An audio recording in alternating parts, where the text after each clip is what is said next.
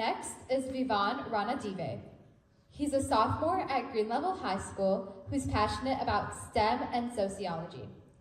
His talk is how to keep a conversation going. Let's give it up for Vivaan.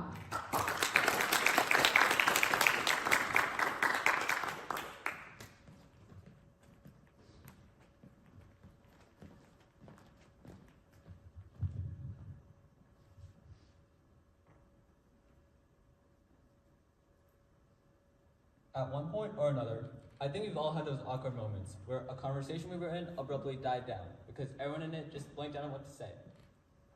The dead silence is then followed by awkward glances being exchanged between participants before finally ending with everyone drifting away and doing their own thing.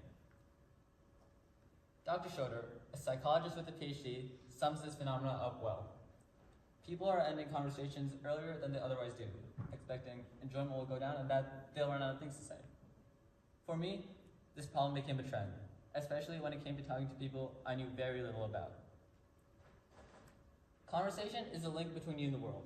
It is necessary in transferring information, building and forming relationships, and even improving emotional well-being. For some people, talking comes naturally. However, this is not the case for everyone. In fact, the rise of online communication platforms has led to a drastic decrease in face-to-face interaction, inevitably worsening a lot of people's social skills. So today, I'm going to be sharing some tips and strategies that I found helpful in improving the length and even the meaningfulness of the conversations I have. Being more knowledgeable on topics that matter to not only you, but also those around you is crucial. Now, I'm not saying that you should change your identity for others or always go with the crowd. However, to better relate to others and therefore make better conversation, you should have a basic idea of relevant topics. To keep up with popular culture and to gain more knowledge, you can conduct your own research, keep up with news outlets, or, best of all, listen carefully to what those around you are talking about, as being more knowledgeable about topics that matter to not only you, but those around you is crucial.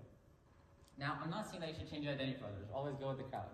However, to better relate to others and therefore make better conversation, you should have a basic idea of relevant topics.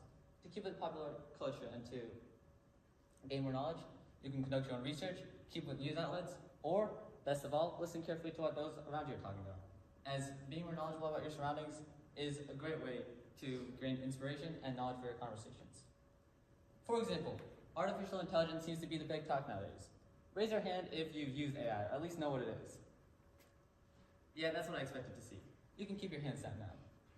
What makes AI such a great topic is that not only do a lot of people know about it, as we just saw, but it is also a broad topic with a range of applications.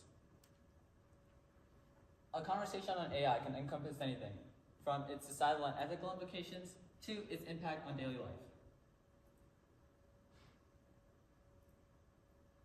Now, there may be situations in which you're in the middle of a conversation and you start to lose track on what the other person is talking about, or in which you straight up don't know what they're yapping about. In such cases, asking questions that give you insight on one's knowledge, interest, and background can help keep the conversation going. Questions such as, how did you find out about that? Or, what all has shaped your opinions? Are good examples of insightful questions you can ask. Now, while knowing about things that are happening in the world is important, you also want to know yourself better. A conversation becomes more enriching by conveying personal beliefs, values, and experiences. It might not always seem like it at first glance, but all of you are interesting people with experiences, values, and beliefs that make you not only unique, but also relatable. For example, even the smallest of reminiscences can be compelling if you convey them in a way that makes it sound like you're telling an interesting story. So don't think you have to travel the world or have a fulfilling job to have experiences that other people find interesting. This brings me to my next point, which is to not worry too much about how others perceive you. Filtering yourself only limits you on the opinions you want to express, jokes you want to make, and stories you want to share. Now, how much you filter yourself can vary depending on the circumstances. However, for the most part, being able to express yourself freely makes you not only add more juice to the conversation, but also makes you look more open, confident, and outgoing. Talking is all about finding the balance. You want to sound interested, however, you don't want to come off as being nosy. You want to put care into what you say, however, you don't want to overthink what you say either. You want to give yourself time to talk, however, you also want to listen to what others have to say. And I think you get the idea. Even though I'm still practicing and refining my conversational skills, using these strategies, I was able to not only improve the length of the conversations I have, but I was also able to gain the confidence to talk to a wider range of people. And so, I advise you all to do the same if you haven't already. Talking is unpredictable, so it's okay if the conversation you have doesn't go in the way you want it to, or if you don't exactly get along with the person you're talking to.